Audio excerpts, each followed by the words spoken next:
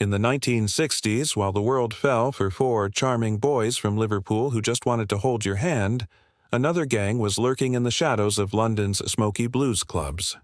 They were dangerous. They didn't smile for the cameras. Their music wasn't about innocent love, it was about desire, frustration, and the dark, thrilling pulse of the street. They were the Rolling Stones. While the Beatles were the pop phenomenon, the Stones were the rebellious counter-narrative. Their story isn't a brief, brilliant flash. It's a 6-decade saga of survival, defiance, and pure, uncut rock and roll. It's a story of brotherhood, betrayal, tragedy, and triumph. So, how did a group of obsessive blues purists become the living, breathing embodiment of rock itself, earning the title, the greatest rock and roll band in the world? Well, their story begins, like so many great British legends, on a train platform. The year is 1961. A young art student, Keith Richards, stands on a platform in Dartford, England, clutching a Chuck Berry record. He spots an old-school acquaintance, a cocky economics student named Mick Jagger, carrying a stack of imported blues albums by Muddy Waters and Howlin' Wolf. That shared love for raw, authentic American blues was the spark. They started talking, and they never really stopped. They soon fell in with a brilliant, obsessive, and ultimately tragic multi-instrumentalist named Brian Jones. Jones was the original leader, a blues purist who named the band after a Muddy Waters song. With drummer Charlie Watts providing the effortlessly cool, jazz-inflected backbone and Bill Wyman on bass, the lineup was set. They cut their teeth in London's R&B scene, playing in sweaty, cramped clubs. Their manager, the flamboyant Andrew Loog Oldham, saw their potential immediately. He crafted their image in direct opposition to the Beatles, famously marketing them with the provocative question, "Would you let your daughter marry a Rolling Stone?" Oldham locked Mick and Keith in a kitchen, telling them not to come out until they had written a song.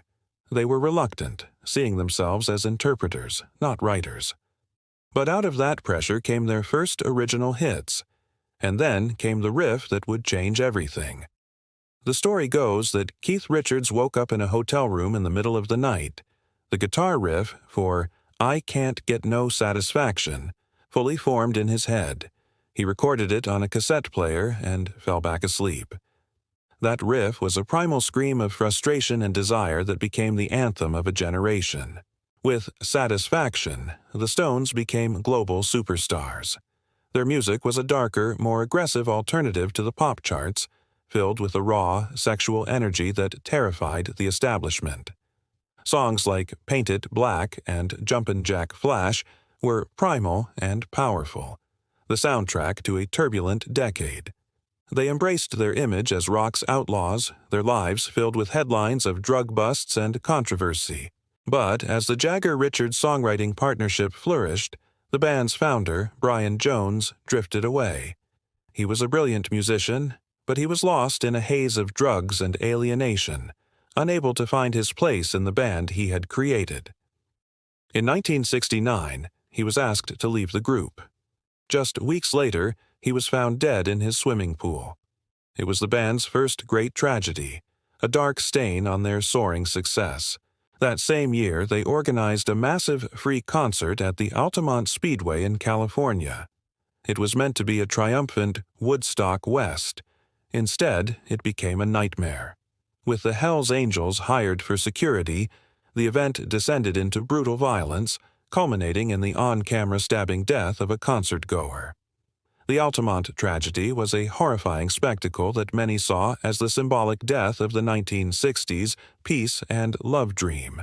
The Stones, at the center of this chaos, had become, in the eyes of many, their satanic majesties. Just as darkness threatened to consume them, the Stones, now with the virtuosic young guitarist Mick Taylor, entered their creative golden age. Between 1969 and 1974, they released a string of albums that are arguably the greatest run in rock history. Let It Bleed, Sticky Fingers, and their sprawling, ragged masterpiece, Exile on Main Saint. The story of Exile is the stuff of rock and roll myth. Fleeing England as tax exiles, the band set up a makeshift studio in the damp, labyrinthine basement of a villa in the south of France. In a chaotic haze of drugs, hangers-on, and creative genius, they crafted a dense, blues-soaked album that was the perfect soundtrack to their decadent and desperate lifestyle. It was the sound of a band on the run, making music on their own terms. During this period, Keith Richards descended deep into addiction, becoming the ultimate rock and roll outlaw, a walking embodiment of survival against all odds. The band's mantra became sex, drugs, and rock and roll, and they lived it more fully than anyone. By the mid-70s, the punishing lifestyle led a burnt-out Mick Taylor to quit. He was replaced by Ronnie Wood, whose easygoing personality was the perfect glue to hold the volatile Jagger-Richards dynamic together. As punk and disco arrived, the Stones adapted. They hit #1 with the disco-infused Miss You, proving they could stay relevant. The 1980s, however, brought their greatest challenge, the World War III feud between Mick and Keith. Jagger's focus on his solo career and Richards' frustration with the band's musical direction nearly tore them apart for good.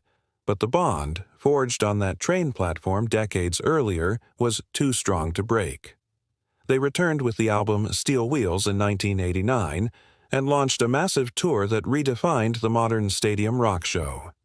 They had transformed from dangerous club crawlers into an unstoppable global institution. For over 60 years, the Rolling Stones have defied time, trends, and tragedy. They outlived their contemporaries, their critics, and even their own expectations. They are more than a band. They are a testament to the enduring power of the blues riff, the defiant strut, and the unbreakable spirit of rock and roll. They never offered easy answers or promised to make the world a better place. They simply held up a mirror to its messy, exciting, and dangerous truths.